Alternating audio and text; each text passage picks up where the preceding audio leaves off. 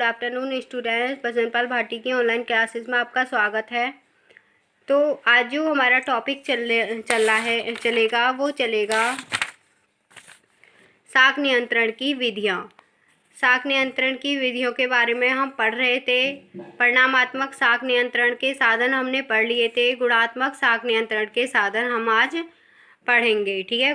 परिणामात्मक में हमने बैंक दर में परिवर्तन पढ़ा था। बैंक दर में परिवर्तन कर देती है जो हमारी केंद्रीय बैंक होती है। जब साख ज़्यादा होती है तो वो अपनी दर को बढ़ा देती है, और जब साख कम होती है, साख की कमी होती है, तो उस दर को घटा देती है। खुले बाजार की क्रियाएं, परिवर्तनशील न्यूनतम कोष, तरल कोष अनुपात, ये सब चीज़ हमने पढ़ लिए हैं। आज जो हम पढ़ने वाले हैं गुणात्मक साख नियंत्रण के साधन पढ़ने वाले हैं।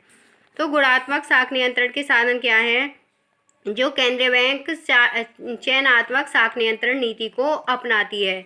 हमारी केंद्रीय बैंक सबको एक समान साख की व्यवस्था साख प्रदान नहीं करती है। देखो, जब केंद्रीय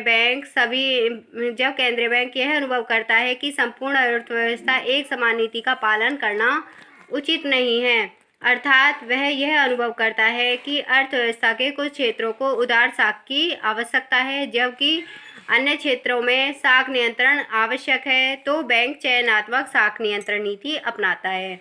उदारात्मक कहाँ पे अपनाती है? उदारात्मक उन बैंकों के लिए अपनाती है जिनकी आर्थिक कंडीशन अच्छी नहीं है, जिन्होंने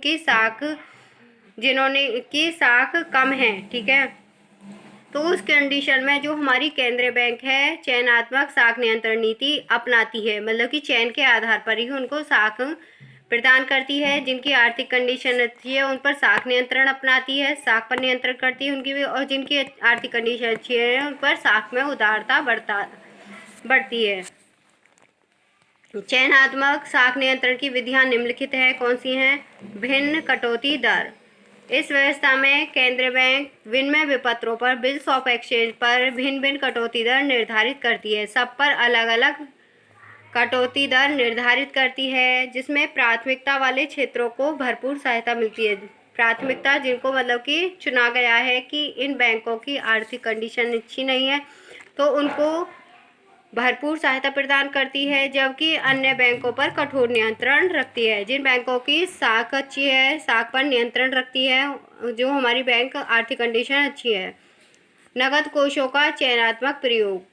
केंद्रीय बैंक नगद कोषों का भी चयनात्मक प्रयोग के आधार पर छूट देती है। जिन बैंकों की आर्थिक नगद मतलब कि निश्चित राशि तक नगद कोष रखने की छूट दी जाती है। सभी बैंक अपनी रिजर्व बैंक के पास में नगद कोष रखती हैं, ठीक है। कुछ ना कुछ सभी बैंकें, व्यापारिक बैंकें केंद्रीय बैंक के पास में रखती हैं, रिजर्व बैंक ऑफ इंडिया के पास में रखती हैं। लेकिन जो हमारी केंद्रीय बैंक है कुछ बैंकों को छूट देती है नगद कोष कम रखने के लिए। किन बैंकों को? जो हमारे रूरल एरिया की बैंकें हैं, पिछड़े हुए क्षेत्रों की बैंकें हैं, उनको कैश रिजर्व रखने के लिए छूट देती है। और जो हमारे विशेष क्षेत्र की बैंकें हैं उन पर पर्याप्त कंट्रोल रखती है। जो हमारी शहरी क्षेत्र की बैंकें हैं। आयात पूर्व जमा। इस व्यवस्था के अंतर्गत विदेशों से सामान मंगवाने वालों को लाइसेंस के लिए प्रार्थना पत्र देते समय ही आयात मूल्य एक निश्चित प्रतिशत केंद्रीय बैंक के पास में जमा करना पड़ता है। जो हमारे जब हम विदेशों से माल मंगवाते हैं तो प्रार्थना पत्र के समय आयात मूल्य निश्चित प्रतिशत केंद्रीय बैंक के पास में जमा करना पड़ता है। यह उपाय आयात को कम करने के लिए अपनाया जाता है। जो हमारी केंद्रीय बैंक है इस नीति को इसलिए अपनाती है ताकि आयात कम से कम हो हमारे देश में। पूर्व अनुमति से ऋण देना। केंद्रीय बैंक ही साख की व्यवस्था करती है, ठीक है। केंद्रीय बैंक ही यह निर्णय लेती है कि बैंकों को कितनी साख का विस्तार करना है। तो केंद्रीय बैंक प्राय यह प्रतिबंध लगा देता है कि ऋण की स्वीकृति से पूर्व केंद्रीय बैंक की अनुमति लेना अनिवार्य है। ऋणों पर प्रतिबंध लगाती है। कभी कभी केंद्रीय बैंक कुछ वस्तुओं की प्रतिभूतियों पर साख की सुविधा प्रदान नहीं करती है, मतलब कि उनको ऋण कुछ वस्तुओं की प्रतिभूतियों जमानतों पर साख प्रदान नहीं करती है, तब वह ऋणों पर प्रतिबंध लगा देता है। इससे कुछ क्षेत्र साख सुविधा से पूर्णतः वंचित रह जाते हैं, मतलब कि जो जिन वस्तुओं पर वो साख प्रदान नहीं कर रही है तो कुछ क्षेत्र उससे वंचित रह जाते हैं। उपभोक्ता साख का नियमन। पाश्चात्य देशों में हमारे किस्तों पर चीज़ें लेते हैं, जैसे टेलीविज़न ले लिया, फ्रिज ले लिया, एसी ले लिया, ये किस पे लेते हैं? किस्तों पे लेते हैं, जिससे कि साख बढ़ जाती है देश में, साख स्फीति की आशंका बनी रहती है। ज़्यादा हम उधार लेंगे तो उससे क्या होगा? साख बढ़ेगी, साख की तादाद बढ़ेगी। तो केंद्रीय बैंक क्या करता है? केंद्रीय बैंक उपभोक्ता साख पर कुछ प्रतिबंध लगा देता है। कैसे प्रतिबंध लगाता है? जैसे भुगतान की अवधि का निर्धारण करता है कि आपको तब तक पेमेंट कर देना है। किस्तों की न्यूनतम राशि लगाता है, जिससे उपभोक्ता अधिक मात्रा में साख का उपयोग न कर सकें। मूल्य अंतर में परिवर्तन। वाणिज्य बैंक मुख्यतः सुरक्षित ऋण ही प्रदान करते हैं। जमानत के मूल्य से ऋण की राशि सदैव कम होती है। जो हमारी सिक्योरिटी के रूप में उन्होंने चीज़ें रखी हैं वो कम ही, उसके बदले में जो लोन देती हैं वो कम देती हैं, जिससे बैंक को कोई भी हानि नहीं होती है। केंद्रीय बैंक साख प्रसार करते समय मूल्य अंतर में वृद्धि कर देता है। ये तो पढ़े थे हमने अभी तक चयनात्मक साख नियंत्रण नीति। अब पढ़ेंगे हम साख संभाजन या साख की राशनिंग। साख की राशनिंग क्या होता है? मैं आपको एग्जाम्पल से बता रही हूँ। जैसे हमारे गरीब लोग होते हैं, उनके पास में वीआईपी कार्ड होता है, तो उन्हें क्या मिलता है? राशनिंग ज़्यादा मिलती है। राशन ज़्यादा मिलता है या नहीं?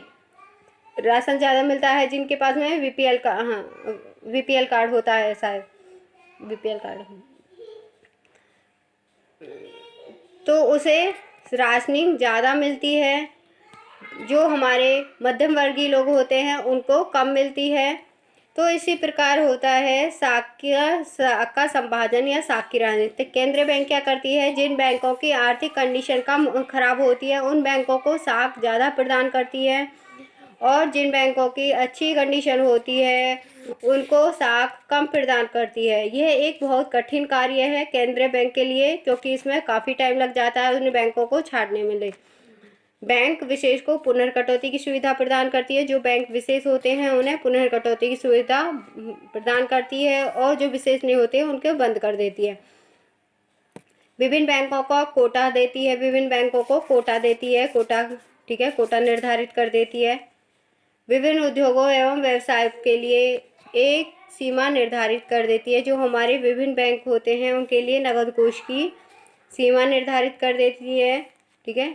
तो ये कार्य साख की राशनिंग में करती है बैंक। साख की राशनिंग मतलब साख राशनिंग उन बैंकों को देना जिनकी आर्थिक कंडीशन खराब है, उनको पुनर्कटौती की सुविधा प्रदान कर, ज़्यादा पुनर्कटौती देना जिन बैंकों की आर्थिक कंडीशन खराब है, ठीक है, उन्हें कोटा निर्धारित करना। थर्ड है आपका नैतिक दबाव।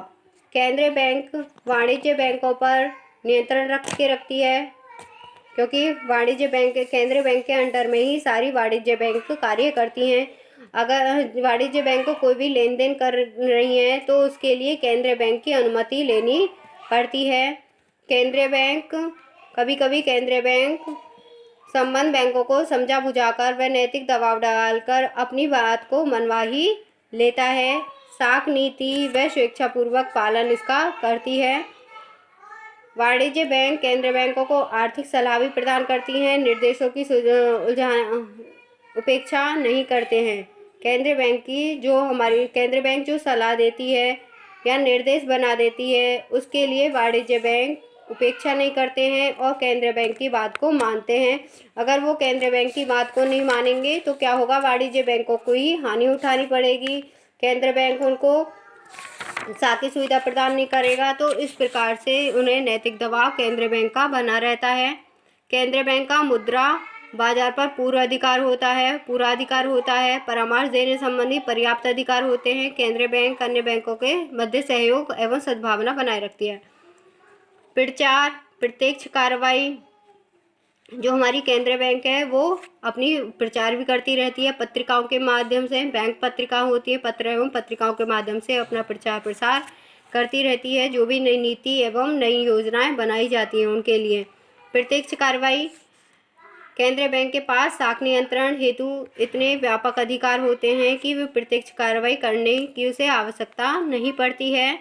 यदि कोई लगातार केंद्रीय बैंक के निर्देशों की अवहेलना करता है तभी केंद्रीय बैंक प्रत्यक्ष कार्रवाई करने के लिए तत्पर होती है, आश्रय लेता है। ठीक है। प्रत्यक्ष कार्रवाई के अंतर्गत निम्नलिखित उपायों को शामिल किया गया है। बैंकों को पुनर्कटौती की सुविधा बंद कर देती है। जब बैंकों के प्रति प्रत्यक्ष कार्रवाई करती है तो बैंकों की पुनर्कटौती की सुविधा बंद कर देती है। पुनर्कटौती की शर्तों में परिवर्तन कर देना, ऋण देने से मना कर देना, बैंकों को मौद्रिक दंड देना, तो ये थे इसकी प्रत्यक्ष कार्रवाई। कल हम पढ़ेंगे शाख नियंत्रण में कठिनाई, शाख नियंत्रण में क्या क्या कठिनाई आती हैं। ठीक है। आई होप आपको समझ में आ गया होगा। नहीं समझ में आ गया हो तो अब मैं आपको स्कूल में ही समझाऊंगी अच्छे से। ठीक है। क्योंकि ये चैप्टर ऐसा है, बहुत टफ है और पेपर में आपका आता ही आता है। 15 नंबर का कम इसमें से आता है हर बार, और ज़्यादा कहा जाए तो कह नहीं सकती।